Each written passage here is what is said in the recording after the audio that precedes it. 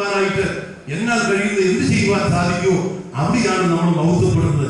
നമ്മുടെ ജീവിതത്തിൽ ദൈവം തമ്പുരാന്റെ കൃപകൾ ഉണ്ടാവും, യാതൊരു സംശയമില്ല. ദേവാലയം നിർമ്മിക്കുക എന്ന് പറയുന്നത് ഒരു ബുദ്ധിമുട്ടുള്ള കാര്യമില്ല.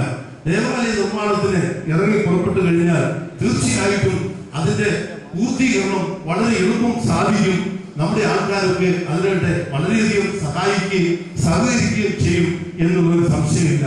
പക്ഷേ വീപ്പകളിൽ വെള്ളം നിറച്ചിട്ട് സമുദ്രം എന്താണെന്ന് പറയുവാനായിട്ട് നമുക്ക് സാധിക്കുകയില്ലല്ലോ. അതുപോലെ തന്നെ ഒരു പൂവിന്റെ ചിത്രം വരച്ചിട്ട് അതിന് സുഗന്ധം നൽകുവാൻ നമുക്ക് ആർക്കും കഴിയുകയില്ല. പ്രിയപ്പെട്ടവരെ, ഒരു ദേവാലയത്തിന്റെ പൂർണ്ണത മനസ്സിലാക്കണമെങ്കിൽ ഈ സ്കെലിറ്റൻ രൂപത്തിൽ നിന്നും അതിന്റെ പൂർണ്ണതയിലേക്ക് നമ്മൾ എത്തിച്ചേരണം. ഈ സ്കെലിറ്റൻ രൂപം കാണുമ്പോൾ എനിക്ക് എപ്പോഴും മനസ്സിലെ കടന്നു പോകുമ്പോൾ എന്റെ മനസ്സിന് ഓർമ്മയുണ്ട്. കാരണം ഇത്രയായല്ലോ നമ്മുടെ പള്ളിയുടെ നിർമ്മാണ പ്രവർത്തനമുണ്ട്. ഈ സ്കെലിറ്റൻ രൂപത്തിൽ നിന്നും ഇതിന്റെ പൂർണ്ണതയിലേക്ക് എത്തിക്കുവാനായിട്ട് നമ്മൾ എല്ലാവരും അതിനുവേണ്ടി ആത്മാർത്ഥമായിട്ട് പരിശ്രമിക്കണം. ഈ കാണുന്ന സ്കെലിറ്റന്റെ പൂർണ്ണതയിൽ എത്തുന്നതായ സന്ദർഭത്തിൽ നേരത്തെ യോവേൽ പ്രവാചകൻ പറഞ്ഞ പോലെ ദേശം എല്ലാം അനുഗ്രഹിക്കപ്പെടും. പ്രിയപ്പെട്ടവരെ, യോവേലിന്റെ പ്രവചനം 3-ാം അധ്യായം 18-ാം വാക്യത്തിൽ പറയുന്നുണ്ട്, യഹോവയുടെ ആലയത്തിൽ നിന്ന് ഒരു ഉറവ് പുറപ്പെട്ട് അത് ശുദ്ധി താഴ്വരയൊക്കെ നനയ്ക്കും. ദേവാലയത്തെ കുറിച്ച് കാണുമ്പോൾ എന്റെ മനസ്സിലുള്ള കൺസെപ്റ്റ് പണ്ട് മുതലും ആദ്യം മുതൽ എന്റെ ജീവിതത്തിൽ ഞാൻ ഈ ദേവാലയത്തെ കുറിച്ച് ചിന്തിക്കുന്ന സന്ദർഭത്തിലെല്ലാം എനിക്ക് മനസ്സിലാക്കുവാനായിട്ടുള്ള കൺസെപ്റ്റ് ഇതാണ്. യോവേലിന്റെ പ്രവചനത്തിൽ പറയുന്നതാണ്, യഹോവയുടെ ആലയത്തിൽ നിന്ന് ഒരു ഉറവ് പുറപ്പെടും, അത് ശുദ്ധി താഴ്വരയൊക്കെ നനയ്ക്കും.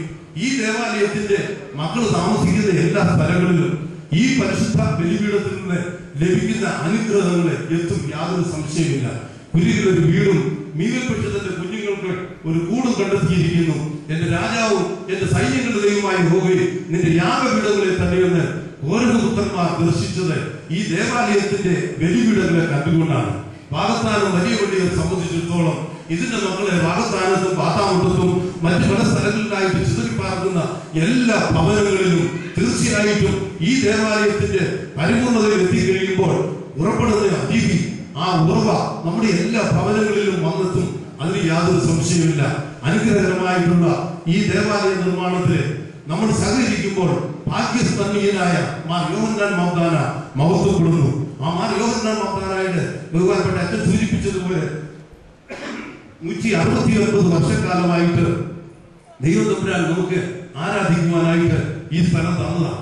ഇതിനെ നമ്മൾ പുഷ്ടിപ്പെടുത്തേണ്ടത് അല്ലെങ്കിൽ മനോഹരമാക്കേണ്ടത് കാലഘട്ടത്തിന്റെ തന്നെ ഒരു ആവശ്യമാണ്. ഇന്ന് ലോകത്തെ ഉള്ള എല്ലാ, നമുക്കറിയാം, കോട്ടയം ഭദ്രാസനത്തിൽ തന്നെയല്ല പല സ്ഥലങ്ങളിലും നമ്മുടെ ദേശത്തും വിദേശത്തും ഒക്കെ ആയിട്ടുള്ള പത്രങ്ങളൊക്കെ വായിക്കുന്നതാണ്. ദേവാലയങ്ങള് നിർമ്മിക്കുകയും അതിന്റെ പവിത്രത കാത്തു സംരക്ഷിക്കുന്നതിന് സുറിയാനി സഭാ മക്കൾ വളരെയധികം പ്രാധാന്യം നൽകുന്നുണ്ട്. അത് അവരുടെ പിതാക്കന്മാരിൽ കാണിച്ചിട്ടുള്ള മാതൃകകളാണ്. അതുകൊണ്ട് എല്ലാ വ്യക്തികളും ഈ ഇടവകയുടെ മക്കൾ എന്ന നിലയിൽ ഉള്ളവരും അല്ലാത്തവരും എല്ലാം വാഗ്ദാനത്തിന്റെ പൊതുവായിട്ടുള്ള ഒരു സ്വത്താണ്.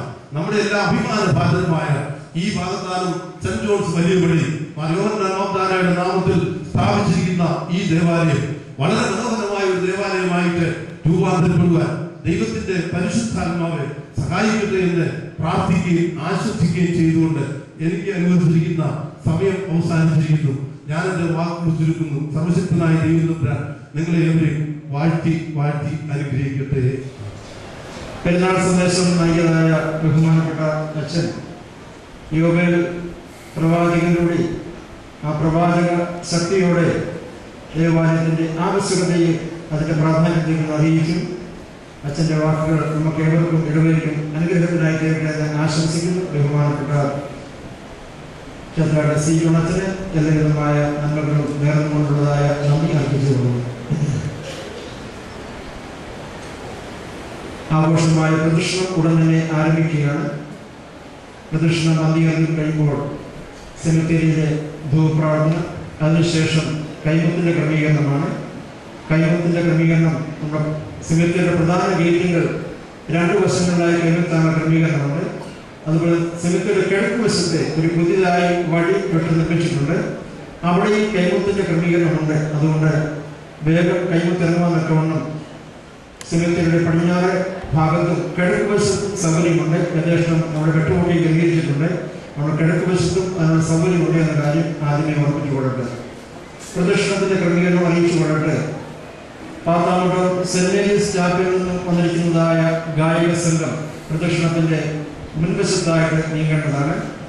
അതുപോലെ തന്നെ വെളുതുരുത്തി സെന്റ് മേരീസ് ചാപ്പലിൽ നിന്ന് നിൽക്കുന്നതായ ഗായക സംഘത്തിന്റെ വാഹനം പ്രദക്ഷിണത്തിന്റെ ഏറെക്കുറെ പുറകു ഭാഗത്തായിട്ട് നീങ്ങേണ്ടതാണ്. പള്ളിയിലുള്ളതായ ഗായക സംഘം പള്ളിയിൽ നിന്നുകൊണ്ട് ഗാനങ്ങൾ ആലപിക്കുന്നതാണ്. ഈ ഗാനങ്ങൾ എല്ലാവരും ഏത് ചൊല്ലിക്കൊണ്ട് വേണം പ്രദക്ഷിണം സംബന്ധിക്കാൻ പറ്റുള്ളൂ. ഒരു കാരണവശാലും മറ്റു സംസാരങ്ങളോ കാര്യങ്ങളോ ഒക്കെ ഒഴിവാക്കി ഈ ഗാനങ്ങൾ കേൾക്കുന്നതോട് ചേർന്ന് നിങ്ങൾ ഗാനങ്ങൾ ആലപിച്ചുകൊണ്ട് ഈ പ്രദക്ഷിണത്തിന് സംബന്ധിക്കേണ്ടതാണ്.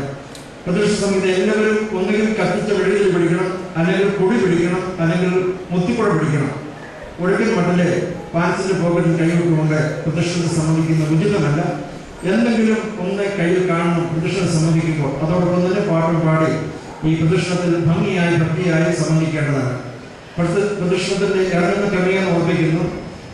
തെക്കുവശത്തെ മുറ്റം വഴി ഇറങ്ങി സ്ത്രീകൾ മുന്നോട്ട് പോകുമ്പോൾ പള്ളിയുടെ പ്രധാന ഗേറ്റുകൾ ഈ കുടിയും മുത്തിപ്പുഴയൊക്കെയും നൽകുന്നതാണ്. അവിടെ നിന്നും അത് വാങ്ങിച്ച് ഏറ്റവും മുൻപിലുള്ളതായ മരപ്പീസിന്റെ പുറകിലായിട്ട് അണിനിരക്കേണ്ടതാണ്. പുരുഷന്മാർ വടക്കുവശത്തെ മുറ്റത്തിറങ്ങി കിഴക്കോട്ട് നീങ്ങുമ്പോൾ അവിടെയും നിങ്ങൾക്ക് കുടിയും മുത്തിപ്പുഴയൊക്കെയും നൽകുന്നതാണ്. അങ്ങനെയാണ് പ്രദക്ഷിണത്തിന് ഒരുങ്ങേണ്ടത്. പ്രദക്ഷിണം സാധാരണ പോകുന്നത് പോലെ മോർഗ്രീഗോറിയോസ് പുരുഷനിൽ ചെന്നിട്ട് പ്രാർത്ഥന കഴിഞ്ഞ് പള്ളിയിൽ വന്ന് ആശീർവാദത്തോടെ അവസാനിക്കുന്നതാണ്. ഇപ്പൊ എല്ലാവർക്കും പ്രദക്ഷിണത്തിനായിട്ട് എഴുന്നേൽക്കാം.